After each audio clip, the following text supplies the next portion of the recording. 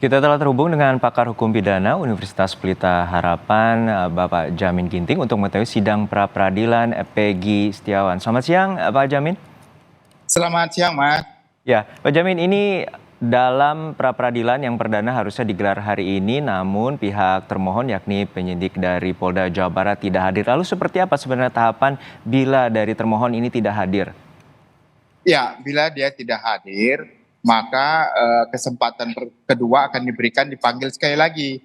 Nah, kalau sekali lagi dipanggil tidak hadir, maka hakim akan memutuskan tanpa kehadiran pihak kepolisian. Jadi panggilan itu hanya boleh dilakukan 2 kali saja.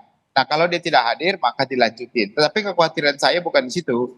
Kekhawatiran saya justru kasus pokok perkaranya sudah dilimpahkan ke kejaksaan. Nah, jadi seharusnya yang dimohonkan itu 2, satu kepolisian, satu kejaksaan. Karena kalaupun nanti dia dilarikan ke kejaksaan, masih mempunyai kekuatan untuk dalam pemeriksaan pra-peradilan. Karena objek termohonnya juga 2. Tapi kalau cuma satu, kalau sudah dilimpahkan ke kejaksaan, maka tidak dapat lagi diminta karena objek pemohonnya berbeda. Dan ketiga, apabila sudah dimasukkan ke dalam pengadilan, maka gugurlah permohonan pra-peradilan, sama sekali tidak bisa dilanjutkan, demikian. Artinya ini berburu dengan waktu. Bila nanti di Kejaksaan Agung sudah siap untuk masuk ke tahap pengadilan untuk kasus pembunuhan Vina dan Eki ini dengan terdakwa, bila nanti ditetapkan dengan pengadilan sebagai terdakwa, artinya gugur pra-peradilan ini, Pak Jamin? Ya, jadi penafsiran tentang pasal terkait dengan itu adalah bahwasannya pertama sekali diperiksa di pengadilan pokok perkaranya. Itu sudah ditafsirkan dengan putusan MK 130 kalau nggak salah. Itu menyatakan kalau kapan pertama kali diperiksa pada sidang pertama, waktu pembacaan terkait dengan surat dakwaan yang diajukan oleh jaksa. Oke, untuk saat ini dari pihak kuasa hukum Peggy Setiawan menyatakan ada 20 temuan terkait dengan kejanggalan penetapan Peggy sebagai tersangka. Terutama salah satunya adalah penetapan tidak disertai dengan penyidikan ataupun pemeriksaan awalan penetapan Peggy sebagai tersangka. Itu seperti apa nantinya bila adu-adu bukti yang akan dikemukakan bila nanti pekan depan pihak termohon dari Polda Jawa Barat akan hadir dalam persidangan?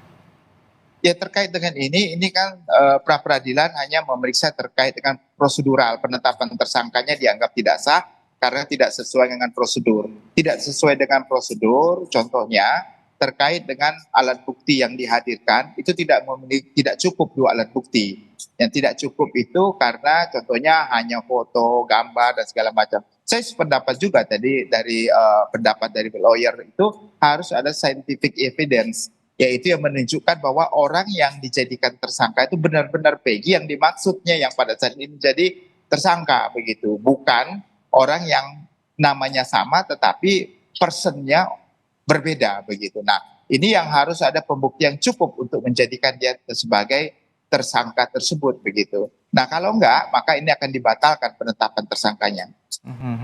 Nah, dalam sebelumnya pihak dari kepolisian sendiri telah menyatakan bahwa penyidikan pada tahun 2016 lalu itu tidak menggunakan prinsip-prinsip dari scientific investigation. Lalu seperti apa bila nanti persidangan bila polisi akhirnya tidak memiliki 2 alat bukti yang cukup atau yang kuat dan juga tidak menggunakan penyidikan secara berbasis ilmiah tersebut?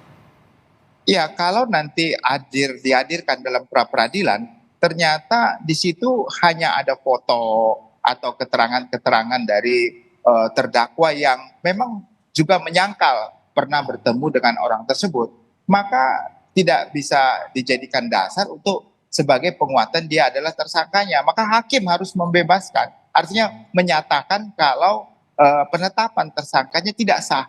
Kalau penetapan tersangka tidak sah, maka bukan dia tidak cukup alat bukti sebagai menunjukkan dia sebagai tersangkanya. Dia harus cari alat bukti lain lagi. Apalagi kalau tidak ada contohnya tes DNA, kamera CCTV, dan juga terkait dengan saksi, ya saksi yang benar-benar melihat, mendengar dan mengalami sendiri dia ada di tempat kejadian. Maka saya kira ini sangat lemah kalau sampai tidak ada dibuktikan hal tersebut tidak bisa dibuktikan oleh Polda. Untuk saat ini berarti saksi, terutama saksi mahkota yang sebelumnya juga disebut sebagai ada bernama Liga Akbar akhirnya mencabut pernyataan atau BAP-nya. Nah, ini berarti polisi hanya memiliki satu saksi ataupun saksi yang akan menguatkan nanti di pra-peradilan. Seperti itu, Bang Yamin. Ya, kalau sudah dicabut berarti BAP itu tidak bisa digunakan lagi. Nah, dia harus diperiksa kembali. Nah, apakah keterangannya sama atau tidak dengan keterangan yang pernah dia berikan? Kalau berbeda dan dia menyatakan tidak pernah melihat, maka itu nggak bisa dijadikan sebagai satu alat bukti. Dan kalau tidak bisa satu alat bukti, berarti siapa saksi yang lain? Kalau tidak ada, berarti kurang untuk bisa menyatakan cukup saksi sebagai, karena minimum sesuai dengan pasal 185, dua saksi ya, nullis testis, unus testis. Jadi dua saksi minimum begitu. Nah, inilah yang harus diperhatikan oleh hakim nanti dalam memeriksa. Saya kira hakim harus sifat independen, jangan takut ditekan atau tertekan gitu ya dengan adanya kasus ini dari pihak mana, termasuk dari termohon.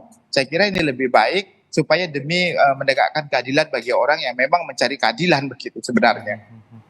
Menegakkan keadilan baik juga bagi korban juga kepada para pelaku yang saat ini penetapan Peggy Setiawan sebagai tersangka diajukan pra peradilan, namun hingga saat ini pihak termohon yakni Polda Jawa Barat tidak menghadiri persidangan di pra peradilan Pengadilan Negeri Bandung, Jawa Barat. Terima kasih pakar hukum pidana Bapak Jamin Ginting telah berbagi informasi bersama kami.